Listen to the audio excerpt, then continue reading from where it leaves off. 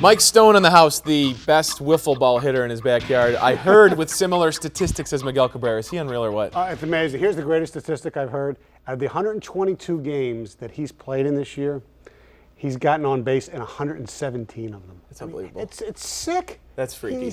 He's a sick human being, and the problem is, if there's a problem, is soon these guys are just going to say, "I'll take my chance with Prince. I'm just going to walk this guy every time." I hope it doesn't come to that, like it was with Barry Bonds. But man, he's amazing. Well, somebody pointed out on Twitter this week that the Tigers, in comparison to the Baltimore Orioles, don't face as many contenders. Right. So the teams that they're playing against won't feel compelled to walk him because they're not exactly trying to win as much. Well, that's possible. But so he could catch Davis, I guess, in the home runs. He could. He's not going to, the batting average and the RBIs are pretty much done. They have good problems to be had. Yes, right they now. do. Pitching has been pretty good. Verlander's been solid any other year.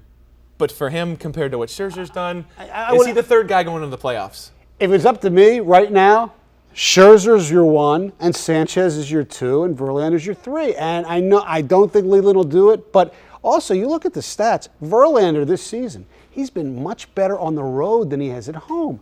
So chances are they're going to have hopefully home field advantage. If they have home field advantage, so that way, Scherzer and Sanchez start, Verlander starts on the road, game 3. Nothing wrong with that. And if it gets to that point, the World Series, you've got home field advantage. So games Right. 1 and 2, Exactly. games 3, you're on the road. Right. Look how last year happened. That's right. A little bit different. But Look, their starting pitching has been really good, as we know, and Verlander he's had his moments. He's been above average to a good pitcher, but by his standards, he's been bad. And when you get the big contract, you know what happens. People get a little miffed. But no, it's Scherzer. It's just he should be number 1, and Sanchez should be number 2 right now. a lot of people are falling off their seats. We will see. 1 week left in the Lions preseason.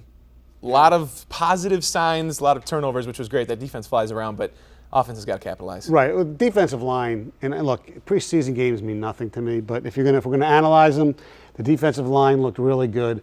They still, I'm not convinced the linebackers. I mean, Levy made a good play to force a turnover. Tulloch's solid, but other than that, the linebackers are okay. Close your eyes and pick between Palmer, Whitehead, whomever else. Exactly. The secondary, it's improved, especially if Delmas can stay healthy, but it's really not that good. So, and they still have too many penalties, stupid penalties. Willie Young, what are you doing? That was ridiculous. It's Tom Brady. That's exactly. It's Tom Brady. It's anybody, not even because it's Tom Brady, but yeah, that was absurd. Offense, they need a second receiver. Is it unbelievable or what? I mean, you look at it was a strength about 6 months ago, maybe a little bit longer before the injuries, and then all of a sudden they need somebody. Well, look, Nate, everybody loves the guy, but he's got to start coming through like he does with the media.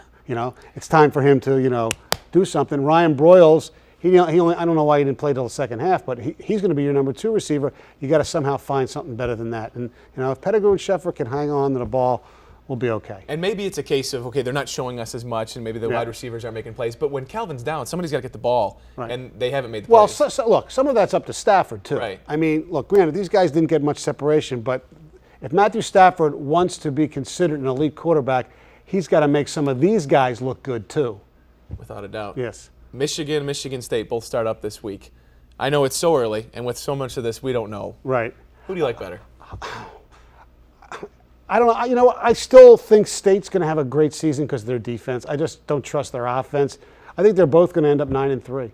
9-3, which won't be making people in Ann Arbor very happy. But I think Michigan and Michigan State, it's going to be a great season. I think next year's the one Michigan's just going to be amazing. No, I mean they keep bringing the talent. He keeps raking in the prospects. 2 things I want to mention. First, before we get to the Stonehead, tomorrow's the Tom Kowalski Foundation golf outing at the Fountains Club. And if you want to donate money, great live auction items, killercares.org. Former Lion beat writer passed away a few years ago. We love him. We miss him. You can do something for the charities there. And, of course, it's time for the Stonehead. And you mentioned college football. Now, I know that Brady Hoke kind of uses the Ohio thing, and I'm not big on that either. Neither am I. Say Ohio State, but he does that. But Urban Meyer has taken it one step further by banning scouts who watch his players play from wearing blue shirts. Urban Meyer, and he kicked out allegedly a Sports Illustrated guy a few weeks ago because he was wearing a blue Oxford shirt.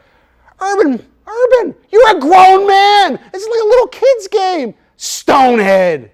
Pretty silly. I mean, that's taking a rivalry It's way too far. It's ridiculous. It's ridiculous. We have nothing to do with the organization, with the school. We walk in there with a blue shirt, and you got to get out of here. You got to put a shirt over that. Right. You didn't know foolish. that? I mean, come on. That's absurd.